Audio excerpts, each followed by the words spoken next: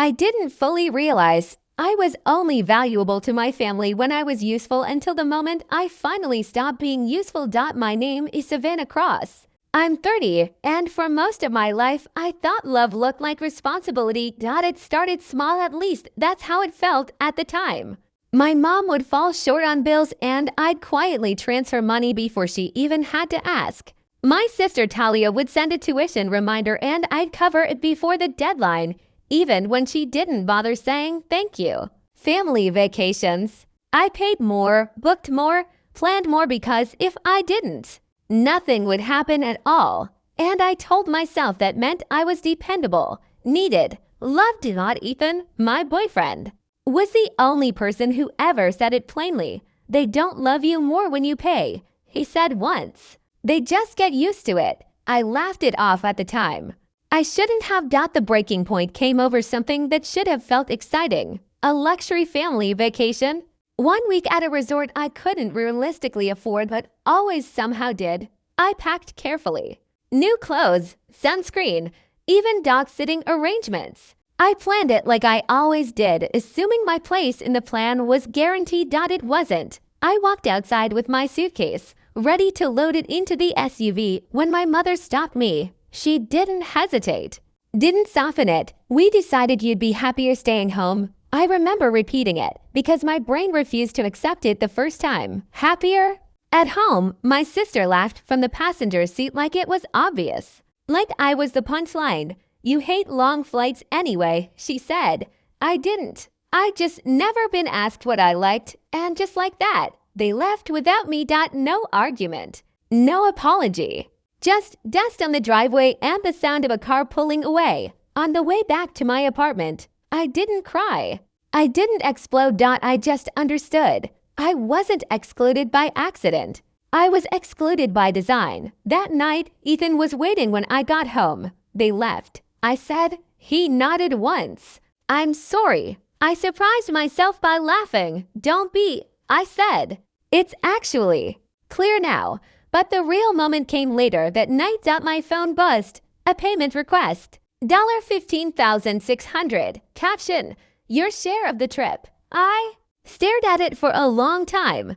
They had erased me from the vacation, but not from the bill. Something in me didn't break. It settled. I sent $50. Note, to be continued. Ethan blinked. That's it. That's it, I said, because for the first time, I wasn't reacting. I was choosing. While they posted photos from the resort, cocktails, sunsets, laughter without me, I started preparing. Not for revenge, for truth. And truth arrived sooner than I expected. I didn't show up at the resort because I was chasing them. I showed up because I finally understood something simple. They only had power over me because I stayed invisible. And I was done being invisible. 2 days later, I walked into that same luxury lobby with someone they didn't expect. My grandparents. The moment my mother saw them, her face changed completely. My sister's confidence cracked instantly. Because they didn't just see me anymore. They saw witnesses. Dinner that night wasn't loud. It was controlled until it was and single quotes T. My grandfather asked one question that changed everything.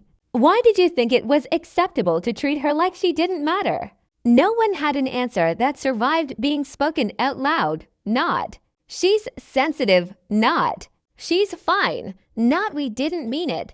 Because intent didn't matter anymore. Impact did. And for the first time, the story they had repeated for years, the one where I was the strong one who doesn't need anything, stopped working because I finally said, I did need you.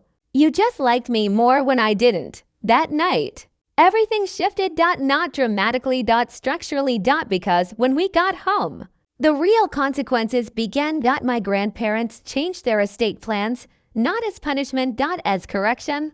And suddenly, the same family who had treated me like an optional expense started treating me like something worth keeping. The irony was almost painful.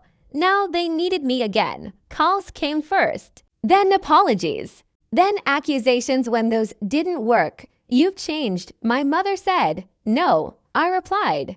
I just stopped agreeing. My sister called me selfish. That one almost made me laugh. I've been paying for selfish for years, I said. I just finally stopped funding it.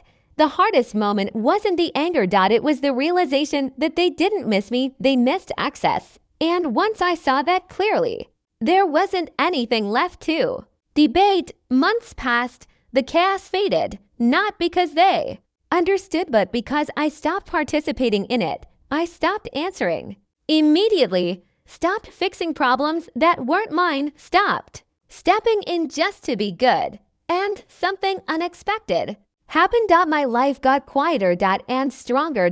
Ethan noticed it. First, you're different, he said. I'm finally not exhausted, I replied. That was the truth. One evening, I sat alone and realized something I never had before. I wasn't waiting to be chosen anymore. I had already chosen myself, and that changed everything. Because being last in a family doesn't always mean you're less important. Sometimes it just means you were the only one willing to carry a role that was never yours to begin with. And the moment you put it down, you find out who actually respects you and who only benefited from your silence. I used to think love meant proving yourself. Now I know it means not disappearing to earn it. And this time, I didn't disappear.